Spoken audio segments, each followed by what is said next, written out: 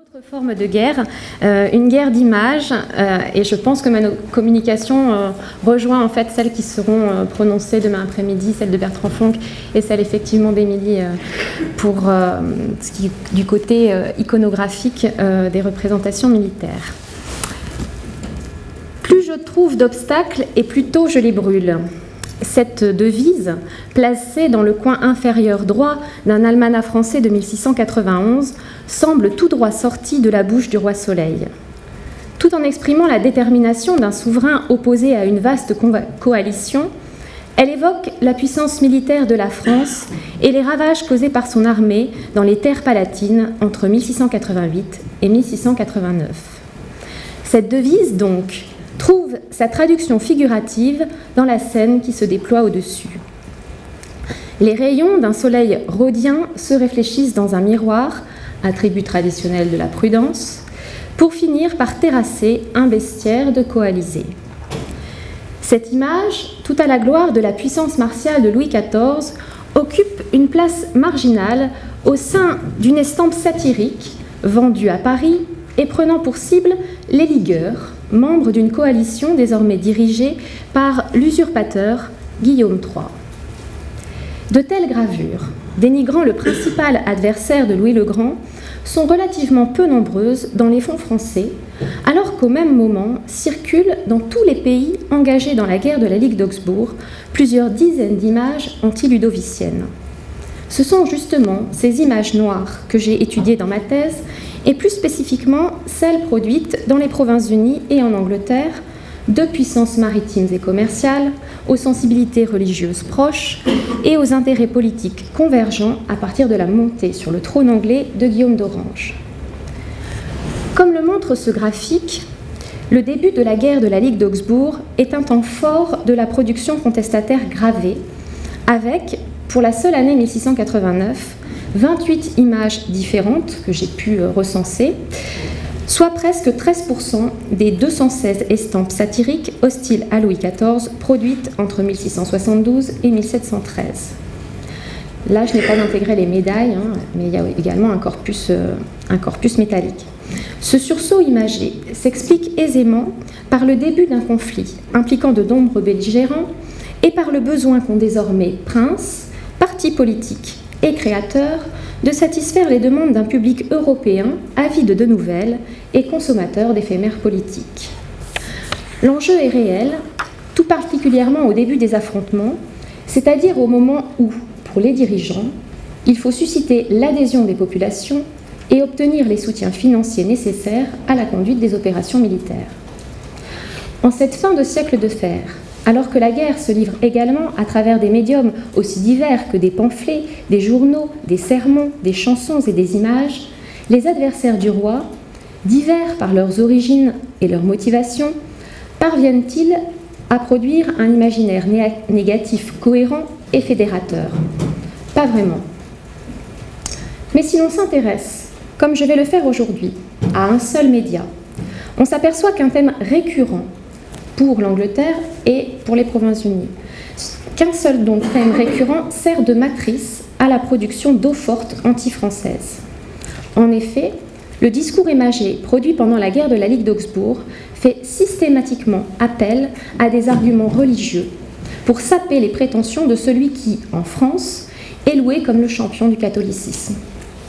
Cette communication s'attachera donc à étudier les différents visages du fils aîné de l'Église présenté comme ennemi de la chrétienté. Nous verrons donc comment l'image de Louis XIV est-elle instrumentalisée afin de faire front commun au sein d'un même pays d'une part, mais aussi à plus large échelle, certaines œuvres ayant une ère d'influence transnationale et une vocation à toucher un public européen et pluriconfessionnel.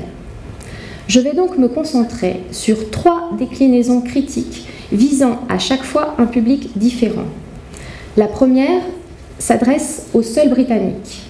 La seconde se destine à la communauté protestante. Et enfin, la troisième a vocation à toucher l'ensemble des adversaires de Louis XIV. Et on va voir qu'à chaque fois, il y a le thème, l'enjeu religieux qui est présent. Donc tout d'abord, la vision anglaise, une vision qui représente Louis XIV comme un oppresseur papiste. La menace catholique qu'incarne Louis XIV est très clairement exposée dans une gravure anglaise de 1689, conçue pour le seul public britannique.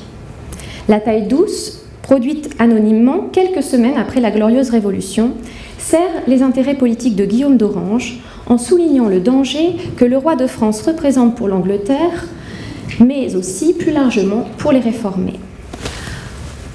Au premier plan d'England's Memorial, c'est-à-dire à la mémoire de l'Angleterre, à gauche, la famille Stuart s'apprête à fuir. Aux côtés d'un Jacques II perdant sa couronne se trouve Marie de Modène, sa femme, et le prince de Galles, né le 20 juin 1688. Les deux principaux griefs adressés aux Stuart transparaissent de manière indirecte par la présence d'autres personnages. Son papisme, d'abord, réputé dangereux, est évoqué par la présence du lascif père Peters, que l'on voit ici, il est un petit peu coupé, enfin il a la tête un petit peu coupée, désolé, oui, qui est là, jésuite et confident du monarque, entouré de catholiques prenant la fuite. Par ailleurs, la dérive arbitraire du pouvoir royal est incarnée par le juge George Jeffreys, qui est en K, là vous le voyez se prendre une orange sur la tête. Donc ce juge Jeffreys est heurté par une orange au premier plan. Sa présence permet au graveur de souligner l'intransigeance judiciaire du règne jacobite. En effet, le magistrat joua un rôle déterminant lors du jugement de la rébellion du duc de Monmouth et de ses complices en 1685. Jugement qui se solda par 300 condamnations à mort et resta dans les mémoires sous le nom d'assises sanglantes. Donc, roi despotique et catholique, Jacques II apparaît comme une pâle copie de son maître à penser, Louis XIV, placé à gauche de l'estampe. Les deux hommes, en effet, affichent une apparence presque similaire. Couronne, longue chevelure, habits et manteaux doublés d'hermine leur confèrent une certaine gémellité. Par le biais de cette ressemblance, le graveur dénonce l'influence française à la cour Stuart en matière de mode, capillaire et vestimentaire, mais aussi sur le plan politique. L'absence de réunion du Parlement depuis l'accession au trône en 1685 du prince anglais semble du reste témoigner de ses aspirations absolutistes. La légende est également exploitée pour montrer la relation qu'entretiennent les deux hommes. Les propos de Louis XIV invitent son allié à le suivre. « Tread on my steps and be great », c'est-à-dire « suis mes pas et sois grand ». Tandis que le monarque déchu déclare qu'il pourrait remercier la France pour cela, c'est-à-dire pour la Glorieuse Révolution. Afin de souligner toute l'horreur du souverain sanguinaire, on voit Louis XIV en train de tuer par le fer et par le feu ses propres sujets. Cette référence aux brutalités commises sur les Huguenots rejaillit sur Jacques II en insinuant qu'il serait capable de tout autant de cruauté sur ses propres sujets. La responsabilité française est donc clairement fustigée, tout comme la catholicité du roi Soleil, celui-ci étant en effet représenté comme à la tête du conseil infernal formé dans le coin supérieur gauche. Pour sauver donc Britannia de ce péril infernal, un arbre vigoureux déploie ses longues branches. L'oranger central, symbole depuis 1641 de la dynastie néerlandaise, incarne ici le nouveau monarque. Sa magnificence sert de support à la figuration de toutes les qualités réunies par Guillaume III. La majesté d'abord, à laquelle il est fait allusion en légende, puisqu'on présente cet arbre comme un oranger royal, qui est donc l'oranger du prince d'Orange. La force également, qui lui permet de protéger l'Angleterre, la droiture de l'arbre, qui évoque la droiture de Guillaume, qui dicte ses décisions, et l'abondance de son feuillage et de ses fruits, signe d'une prospérité annoncée pour le pays. Le végétal, par nature passif, se mue dans cette image en un protecteur actif dont les effluves et les oranges repoussent les jacobites. Le graveur réalise donc le tour de force de louer l'action du statuaire sans représenter son débarquement ni sa personne physique, mais par le simple jeu de l'allégorie. Il en vient même à justifier l'intervention orangiste par le biais de la poignée de parlementaires abrités sous ses branchages. La présence d'un lord spirituel en D et d'un lord temporel en E et de quelques membres de la commune témoigne du soutien que Guillaume trouve dans le milieu parlementaire avant son arrivée et évoque l'appel qu'il a reçu à la fin de juin 1688. L'argumentation ne s'arrête pas là, car la planche cherche à ériger le prince d'Orange, non pas en simple sauveur de l'Angleterre, mais en défenseur de l'Europe contre Louis XIV. La légende le décrit en effet comme le généralissime de toutes les forces protestantes, et l'iconographie répète cette idée. L'arbre, soutenu par l'œil de la Providence, est le seul à faire rempart au souffle maléfique dirigé contre l'Église anglicane. Cette protection divine légitime à nouveau la prise de pouvoir du Néerlandais en la présentant comme la réalisation d'une volonté supérieure, tout en faisant de la Maison d'Orange une dynastie d'élus de Dieu.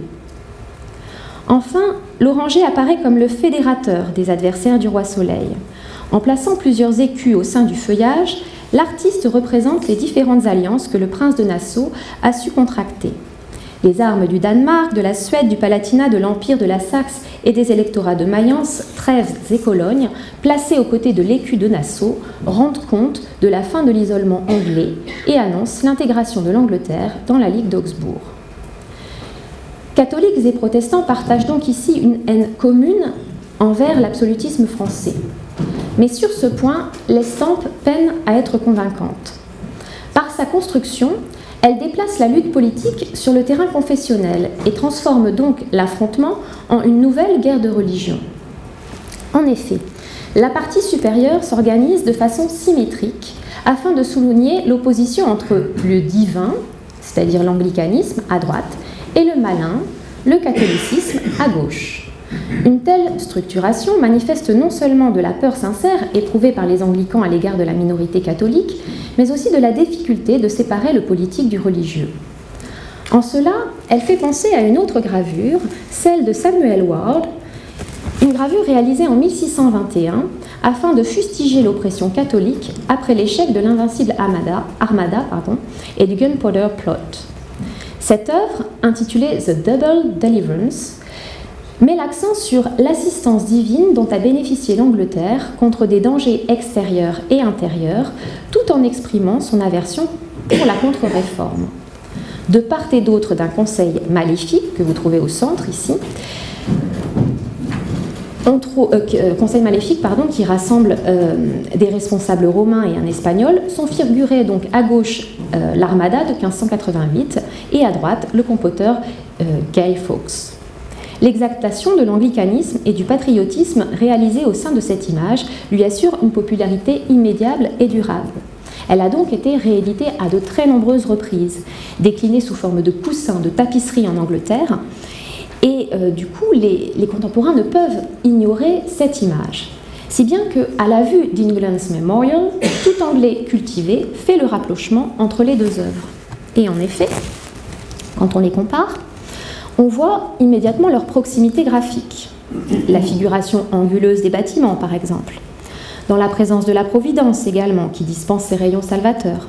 Proximité graphique également dans la reprise de la ligne côtière qui isole le premier plan du second. Cela se double d'une correspondance thématique qui éclate avec le motif de l'assemblée diabolique, l'idée d'une menace étrangère, celle-là française en l'occurrence dans la seconde gravure, mais aussi l'existence de périls internes. De plus, le titre complet de la feuille volante anonyme reprend le terme de « deliverance » et ne laisse aucun doute sur la volonté de son auteur de placer donc la seconde image dans le sillon anticatholique tracé par la première. Enfin, quand on sait que Guillaume d'Orange a fait du 5 novembre un Thanksgiving en mémoire de l'échec du complot des poudres de 1605, on prend la mesure de cette notion de délivrance, justement. En définitive, cette estampe justifie bien la prise de pouvoir de Guillaume III par un discours avant tout protestant, providentiel et biblique. L'estampe cherche donc à persuader les élites anglaises de la légitimité du débarquement batave, mais surtout du bien fondé de l'entrée de l'Angleterre dans la Ligue d'Augsbourg. Alors que la Rhénanie est déjà le théâtre de combats sanglants et que l'interruption des routes commerciales a des conséquences économiques sévères, le nouveau monarque britannique doit convaincre le Parlement de la nécessité d'intervenir dans cette guerre continentale. Dans ce contexte, cette feuille volante, probablement Whig, apporte son soutien aux orangistes et contribue à unir tout Albion contre un ennemi commun, Louis XIV. Si la thématique religieuse sert en Angleterre à exciter une fibre patriotique en plein essor, elle peut également être utilisée afin de rassembler les protestants préoccupés par les succès de la contre-réforme. En agitant le spectre d'une monarchie universelle catholique et en faisant du maître de Versailles un ami personnel du diable, les satiristes cherchent à transformer le conflit existant en une guerre confessionnelle. Il s'agit donc maintenant de voir la vision protestante de Louis XIV, une vision qui l'associe souvent à Satan. En 1691, Balthazar Bekker formule sa fameuse critique de l'image traditionnelle du diable.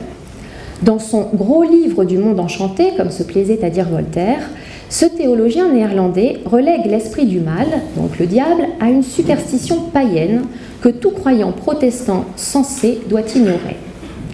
Ainsi, au moment où la croyance populaire en Satan décline, la figure démoniaque est désormais cantonnée au monde des mythes et des symboles. Dans l'iconographie, elle devient un motif précieux pour les opposants d'un monarque que l'imagerie française consacre comme le champion du catholicisme. C'est le cas dans cette estampe. En effet, pour traiter de la cuisante défaite de la Hougue de 1692 et faire de cet événement militaire à la fois un tournant de la guerre en cours, mais aussi un moment où la justice divine s'est clairement manifestée, un artiste hollandais place un diable presque au centre de la composition. C'est cette image-là donc qui m'intéresse.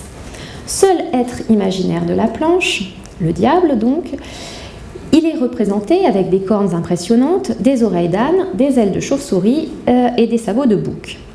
Malgré ses efforts, malgré l'ajout sur le plateau de Namur, tout juste conquise par la France, et du corps de l'héritier Stuart, la balance reste favorable aux amiraux Russell et Almond, ainsi qu'au général Heisler. L'optimisme de Madame de Maintenon et du maréchal de Luxembourg ne parvient pas à rassurer le roi en légende qui se lamente sur la perte navale qu'il vient de subir et sur l'état déplorable de son royaume.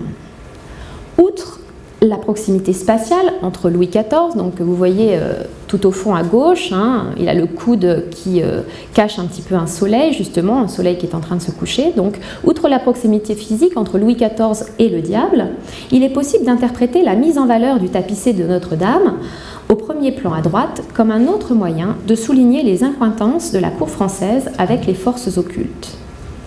Lorsque s'ébruite l'affaire des poisons à la fin des années 1670, François-Henri de Montmorency, suspecté d'avoir pactisé avec le malin, passe un court séjour à la Bastille suivi de quelques mois d'exil. En le positionnant de profil, de manière à montrer sa difformité physique, le graveur souhaite peut-être rappeler ce scandale qui entacha plusieurs courtisans et qui collait encore à la peau de ce chef de guerre. À l'étranger, en Hollande, mais surtout en terre germanique, l'image du maréchal resta durablement maculée par cette accusation inique, lui valant bien souvent d'être comparé à un sorcier. Je pense que Bertrand Fonck ne me contredira pas là-dessus. Enfin, la composition même de la feuille volante l'inscrit dans la lignée d'une iconographie anticatholique anglaise, une iconographie élaborée au XVIe siècle et abondamment reproduite par la suite. Il s'agit de cette image, donc une image qui date du XVIe siècle et qui est une image extraite d'un ouvrage extrêmement connu de John Foxe, Acts and Monuments, qui date de 1576. Et donc dans cette image, on voit la justice qui est présente et avec toute cette idée d'une balance et un diable, j'espère que vous arrivez à le voir, qui essaye de faire pencher la balance du côté des catholiques, mais qui n'y parvient pas. Donc, les Londoniens du temps d'Élisabeth Ier observaient déjà ce genre de démonstration justifiant l'indépendance religieuse de leur reine. Parce que le diable incarne l'ennemi, l'autre, celui que l'on soupçonne de détruire l'unité, de briser la chrétienté, il est régulièrement convoqué aux côtés d'un roi aux ambitions hégémoniques inquiétantes. L'intégration de Satan dans la constitution de l'image noire ludovicienne répond au désir de fustiger les pratiques peu orthodoxes du trait chrétien, que ce soit en matière de gouvernement ou en termes de mœurs. En reprenant des motifs et des thématiques popularisées dès le XVIe siècle, l'utilisation de la figure satanique ne peut donner lieu à une exportation de cette iconographie en terre catholique. À partir de ce constat, On peut donc affirmer que le malin sert à renforcer la cohésion de la communauté protestante et prend place au sein d'un message d'exécration profonde de l'Église romaine, de ses représentants et de ses défenseurs. De ce fait, les plaidoyers anglo-néerlandais apparentent la guerre de la Ligue d'Augsbourg à une vaste croisade, dont la réussite exige une cohésion de tous les belligérants partageant la même foi. C'est ce rôle de guide que prétend remplir Guillaume III et que ses partisans mettent en exergue au détriment d'une célébration de la coalition ou d'une valorisation régulière des succès remportés par l'empereur. Donc, pour parvenir à fédérer tous les coalisés autour d'un dénigrement commun de Louis XIV, il faut abandonner les charges diabolisantes. Et il faut donc trouver une autre figure de référence, une figure haïe de tous, de catholiques comme de protestants. Pour faire simple, il faut donc transformer Louis XIV en tête de Turc.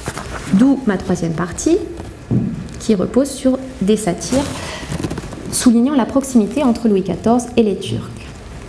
Les satires associant Louis XIV à la culture ottomane rencontrent un bon accueil en terre catholique comme protestante.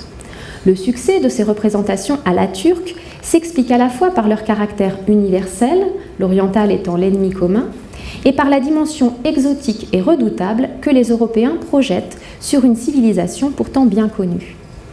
Une estampe de Romain de Hooge, produite au début du conflit, s'inscrit dans cette veine en dénonçant les coutumes barbares du souverain français et de son homologue turc.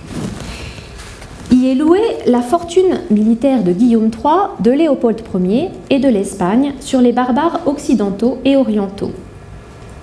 Sans étudier dans les moindres détails cette composition foisonnante, on peut néanmoins souligner l'ingéniosité du burin de Hooge.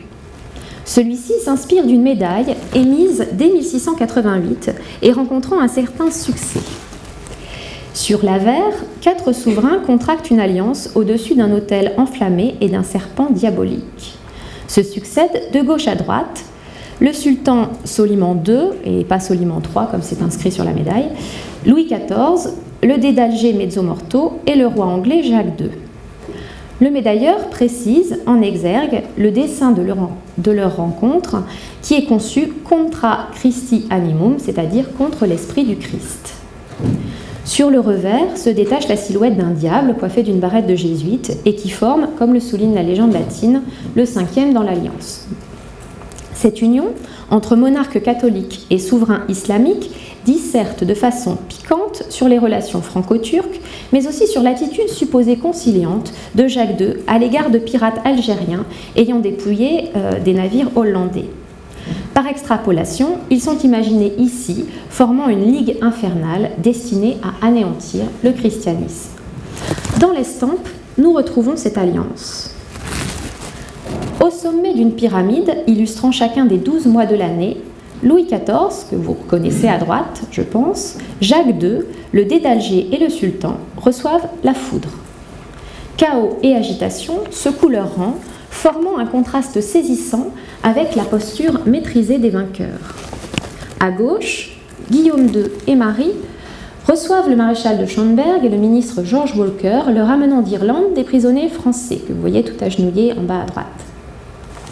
Tandis que sur la droite de l'image en général, on voit l'empereur Léopold accompagné de ses 7 électeurs, et cet empereur donc ne daigne pas accorder un seul regard aux Turcs venant lui demander la paix. Tout concourt à rassembler les puissances liées. L'apparence triomphante, l'ordonnancement des coalisés qui encerclent le monument central et la légende louant ces princes réunis qui ont réduit aux abois ces ennemis jurés du ciel et de la terre. En calquant la disposition de l'empereur et du couple royal sur la situation géographique de l'Autriche, donc à l'est, et de l'Angleterre à l'ouest, le graveur donne encore plus de réalisme à son plaidoyer visuel. L'impression qu'un étau se resserre autour de Louis XIV est renforcée par le rétrécissement de la pyramide et le positionnement des pré-royaux au bord de la structure. La surcharge graphique s'ajoute enfin à l'atmosphère pesante pour produire une sensation d'étouffement intolérable. Guidant le public vers le destin fatal du roi de France, De Hooge associe chaque marche à une défaite et montre comment, au fil des mois, l'ennemi de la chrétienté se retrouve progressivement acculé. Inversant la symbolique ascensionnelle du monument, l'artiste en vient à prédire la déroute ultime de la troupe barbare pour l'année 1690. L'image célèbre donc autant Guillaume III que Léopold Ier, tandis que le commentaire qui l'accompagne rappelle que leurs combats sont soutenus par Dieu. Et donc la légende qui est en dessous, et je n'avais pas la place de la mettre, donc c'est pour ça que vous n'avez que l'image. Car le ciel, détestant ce complot sanguinaire, a enfin abîmé ces tigres inhumains et leur a fait souffrir le mal qu'ils vouloient faire. Le polémiste s'appuie ici sur un discours repoussoir venu des terres germaniques et perpétue ainsi l'aura de terreur accompagnant l'ottoman. Le turc, donc, qui est proche de Louis XIV, personnifie en effet à l'époque le barbare au sens de celui dont la culture est inverse, pour reprendre la définition développée par Kerganté, c'est-à-dire celui qui s'habille comme une femme en portant le caftan ou celui qui exécute un condamné par empalement et non par décollement.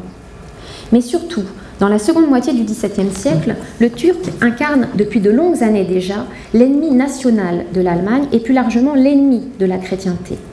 En faisant de Louis XIV un double du sultan, ses opposants l'élèvent au rang d'adversaire suprême de la Christianitas. Entre 1689 et 1694, le Turc devient la figure la plus fréquemment invoquée pour dépeindre scripturairement et visuellement Louis XIV.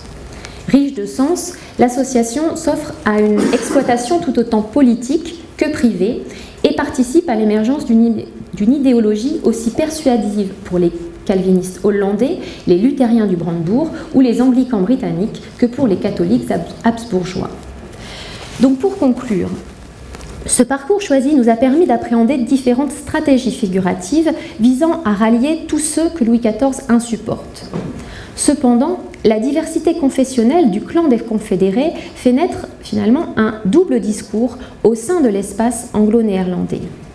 Un premier discours résolument anticatholique, mêlant enjeux politiques et confessionnels, et puis un autre discours plus polyvalent, visant à rassembler les adversaires du roi Soleil, indépendamment de leur nationalité ou de leur religion.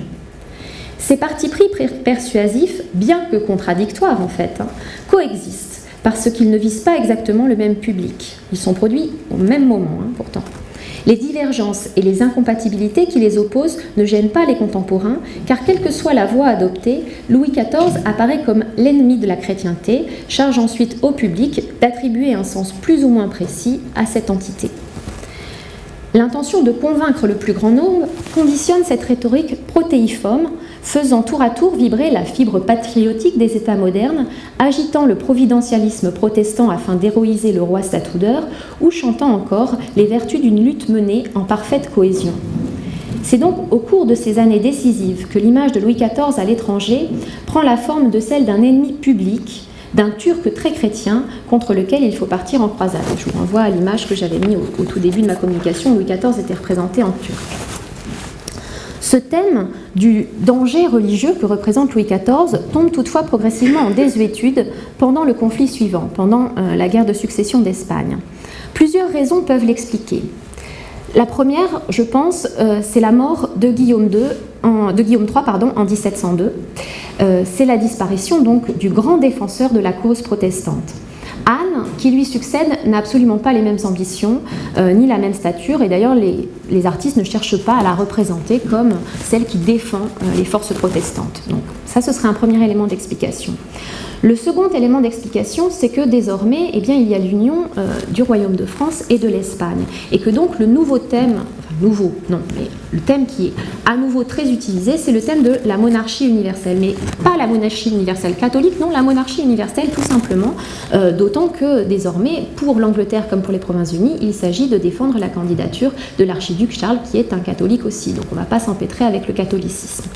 Et puis enfin, ce qui favorise aussi la disparition de cette entité d'ennemi de la chrétienté, c'est que les Français accumulent un certain nombre de défaites militaires françaises qui finalement donnent matière à des satires sur l'incapacité des armées françaises, tandis que l'éclipse de 1706, elle aussi donne du grain à moudre et permet d'imaginer la proche disparition du soleil français.